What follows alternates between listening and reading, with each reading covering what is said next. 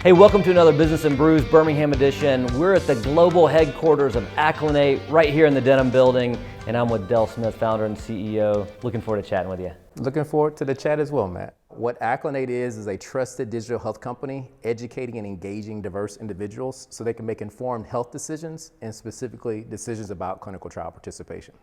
Unfortunately, we have drugs that are being created in our country and in the world that either don't work the same or have negative side effects simply based upon a person's race or ethnicity. And the reason for that is because 95% plus of clinical trial participants are white. And so we don't have the opportunity to detect differences in drugs and how they work. That is like textbook elevator pitch. So you hit on it a little bit there. Huge need for what you're doing. Talk to me a little bit more about why you started the business. Yeah. It's really a personal story, like with many entrepreneurs. So when I was younger, my mom passed away from tuberculosis, and they gave her drug after drug after drug, trying to figure out which one was going to cure her. And unfortunately, it wasn't successful. Now, she didn't have health insurance, and she was in a place in Atlanta that didn't have the best health care. And so, in my mind, that of course contributed to part of the issue. But the other part of it is that we just didn't have enough knowledge about which of the drugs were going to work best for her. And we now know if she had a genotype performed, they could have determined which one of those drugs would have been the most effective.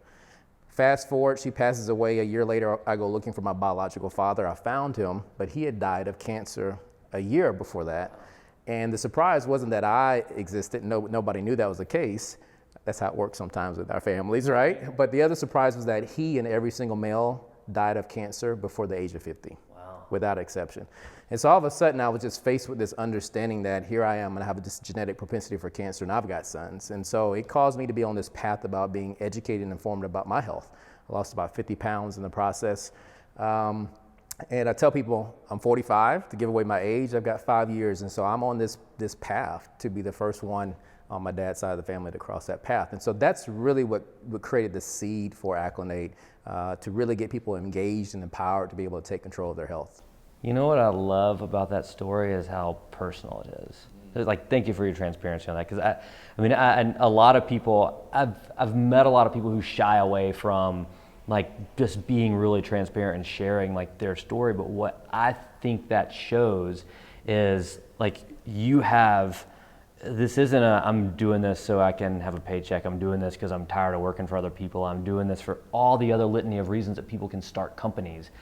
You're doing it because it's something that means a ton to you and that has impacted your life in the past and that has the potential to impact your life in the future. And you're like set not only to help yourself, but to help all the other people out there that are being impacted by something like this. Well, you know how difficult this path is, Matt, right? Of trying to create something from nothing and grow and scale a company.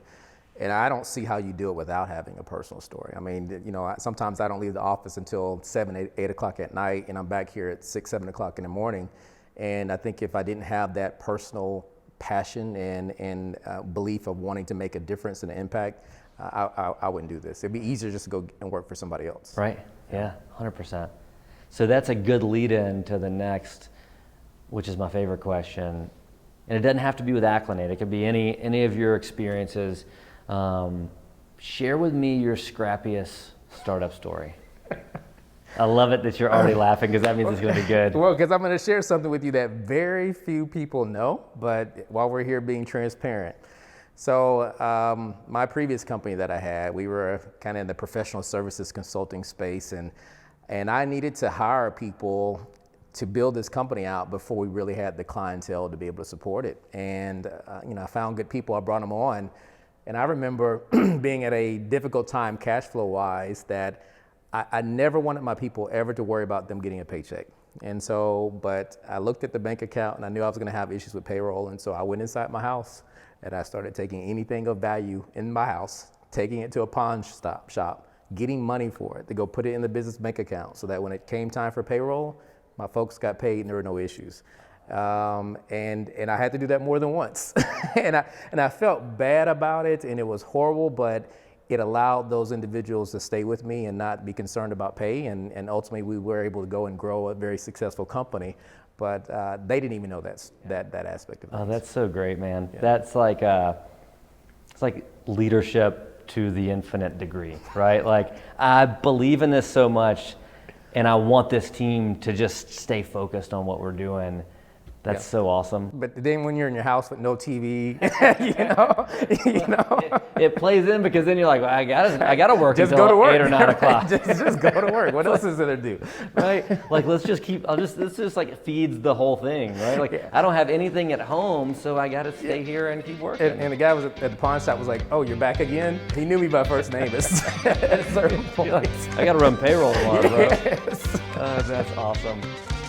So as we're sitting here on Business and Brews, I think you misunderstood. You thought I said business and booze. Is that right? Well, it maybe I misunderstood, but regardless, the outcome worked out well. So I love it. This is great. Well, cheers. I've enjoyed it. I look up to you, man. You're doing awesome work. I'm excited about where you're headed. Appreciate it. Thank you for the brews.